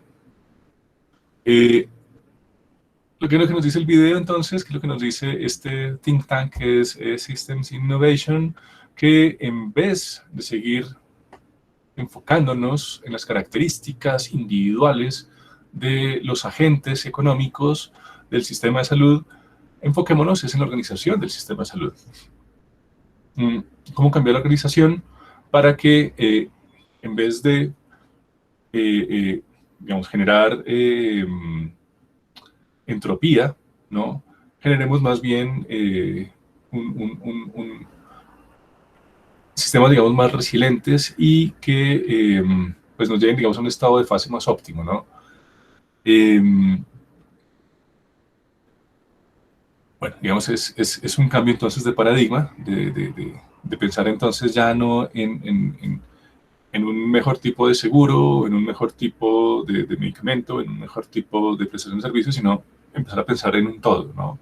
Todo esto de forma más articulada, más sintética, más holística, ¿no? Para procurar mejores rendimientos, porque, es decir, o sea, ya es difícil que la tecnología en salud pueda mejorar más, ¿no? Es decir, obviamente es susceptible a mejorar, pero los costes de mejorar la tecnología actual, pues, son muy grandes, y la tecnología actual, pues, ya es muy eficiente, ¿no? Entonces, digamos, es más bien articular lo que hay, organizar, perdón, lo que hay de una forma más eficiente, ¿no? Es un poco lo que nos diría este enfoque. Y, de nuevo, pues, pensar más en términos de sistema, cómo establecer nodos, perdón, enlaces diferentes entre los nodos. Entonces, en vez de cambiar los nodos o de pretender mejorar los nodos, ¿no? Es mirar cómo los enlaces se están dando y qué puede alterarse en los enlaces, ¿no? Y bueno, todo esto entonces nos llevaría a articular también los esfuerzos a nivel internacional de una forma más eficiente, ¿no? Es decir, si procuramos, digamos, rearticular estas organizaciones de salud a partir de esa heterogeneidad que nos ofrece la globalización. Entonces, es aprovechar las singularidades que cada uno de los componentes de esa gran red planetaria global tiene para generar entonces esas sinergias. Una de las características también que nos decía el video, y también Sternberg, es que los sistemas de salud pues, están enfocados principalmente en el paciente cuando pues, presenta problemas de salud, ¿no? Cuando ya no presenta problemas de salud, pues sale el sistema, ¿no? Es decir, tenemos un input, es el enfermo, entra al sistema de salud y sale un output que es el paciente en dos posibles estados de fase, sale muerto o sale curado, ¿no? Sale aliviado o sale igual, ¿no? Qué sé yo. Es decir, digamos, hay una bifurcación ahí que produce los estados de fase a partir de la interacción con el sistema. pero, digamos, únicamente es un input del sistema cuando tiene un problema de salud. Cuando no lo tiene, el sistema de salud pues no tiene nada que ver con él, ¿no? Y una de las características que nos dice, digamos, esta complejidad aplicada a la salud es hay que integrar al no enfermo en el sistema de salud. Porque la salud, de nuevo, según la definición de Almatea, ¿cómo se llama eso? Pues no es solamente la ausencia de enfermedad, sino también la calidad de vida, ¿no? Digamos, o sea, la definición, digamos, de salud no es la negación de la enfermedad, ¿no? No se define a partir de lo que no es salud, sino de una concepción más holística. Entonces, esa concepción más holística tiene que involucrar también a la persona que no está enferma, que no está accidentada, que no está, digamos, en una situación terminal, sino a toda la población, ¿no? Porque, pues, digamos, la población que está sana, también el sistema de salud tiene que propender para que mantenga ese estado, ¿no? O para que lo mejore. En ese sentido, pues bueno, digamos, la razón de ser entonces de la medicina pues tiene que ir también a la parte de la prevención, de la promoción de la salud y aprovechar las tecnologías, digamos, que hay ahora, ¿no? Bueno, toda esa parte del bolsillo electrónico que nos propone, digamos, el bolsillo, no, perdón, la billetera electrónica que nos propone, digamos, el video a partir de la cibernética, de la teoría, digamos, de todas estas bondades, digamos, que tiene la Big Data a partir del Internet de las Cosas, ¿no? Que, digamos, puede estarnos sondeando constantemente nuestro estado de salud para, digamos, propender por mejorarlo, ¿no? Pero bueno, digamos, eso, si no se han visto el video, les dejo esa parte que es bastante interesante, ¿no? Acerca de la propuesta que nos plantea de cómo usar el Internet de las Cosas para mejorar nuestra salud a partir de un concepto muy revolucionario que es e-health, electronic health. Pero bueno, ese se me sale el tema, entonces por eso no lo voy a abordar. Pero sí, digamos, la primera parte del video que es eso, ¿no? Es decir, cómo los sistemas de salud pues son eso, ¿no? Son sistemas complejos, adaptativos. Aquí lo que vemos entonces es una propuesta que nos dice, en vez de enfocarnos, ¿no? en las características individuales del sistema, lo que tenemos entonces es que procurar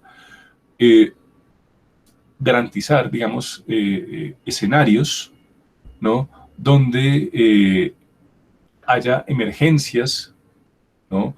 Es decir, donde los agentes interactúen, es decir, crear unas reglas del juego, en última instancia, donde los agentes interactúen para producir emergencias positivas, digamos, para todo el agregado, ¿no? Es decir, donde se generen emergencias hacia estados de fase más óptimos a nivel social. Por eso nos pone, digamos, el ejemplo, ¿no? del granjero que le da, digamos, el pienso a sus gallinas, ¿no? Es decir, este personaje lo único que está es dando las condiciones para que sus gallinas, pues, tengan, digamos, buena salud, buena contextura física, pongan buenos huevos, ¿no? Pero, digamos, no está encima, ¿no? de las gallinas todo el tiempo, mirando qué están haciendo, controlando, digamos, todos sus procesos vitales. Simplemente les dan alimento, les dan agua y ya, las gallinas interactúan entre sí, forman, digamos, estos clústeres, sus relaciones sociales, biológicas, qué sé yo, y digamos que el granjero únicamente está en esa parte inicial, ¿no? O, por ejemplo, eso, ¿no? Como regar una mata. Es decir, tender, digamos, un suelo rico en nutrientes, con suficiente agua, poner la semilla y dejar que ésta, pues, crezca, ¿no? Es decir, obviamente es una versión muy simplificada de este tipo de notches que habíamos visto un poco en una exposición anterior, pero es eso, es decir, o sea, es disponer condiciones óptimas para que los agentes interactúen y se relacionen para producir emergencias también óptimas, ¿no? Bueno, esto digamos, nos lleva a este último punto, pero bueno, esto ya lo vimos, no sé si ustedes recuerdan, digamos, lo que nos propone la teoría del de la economía del comportamiento, la teoría de los nudges. Ya habíamos visto esto, ¿no? De cómo, digamos, cambios en el espacio, ¿no? Pueden producir cambios en la conducta de los individuos, y esto se potencia, pues obviamente a partir de relaciones sociales, ¿no? Donde, pues, si yo veo a un individuo, pues, produciendo música en unas escaleras, pues yo quiero hacer lo mismo, ¿no? Porque soy egoísta, porque soy envidioso, porque soy mezquino, yo qué sé, pero hay algo que me impulsa a hacer eso, ¿no? Porque veo que otras personas se están divirtiendo, entonces yo quiero hacer lo mismo, ¿no? Es decir, hay un elemento aquí en el comportamiento que pues también incide en mis hábitos saludables,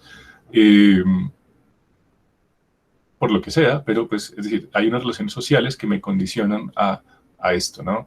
Entonces, no solamente es la intervención social, la intervención, perdón, en el espacio, ¿no? De hacer un espacio más, digamos, ameno para potenciar, digamos, comportamientos más saludables, sino también ver otros individuos haciéndolo, ¿no? Entonces, pues es un poco eso lo que nos dice la complejidad de las relaciones entre los elementos, los agentes, digamos, los nodos de la red y las relaciones, ¿no? Es un tema, digamos, que no hemos explorado mucho, eh, porque, pues, digamos, primero era importante tener presente cuáles son las características de los agentes. Ahora entonces entramos a mirar cuál es el entramado, ¿no? Pero desde un principio, pues sí vimos que había una relación, ¿no? Y que esas relaciones, pues obviamente producían cierto tipo de problemáticas y, pues obviamente, ahondaban en la complejidad del sistema. Eh, bueno, creo que...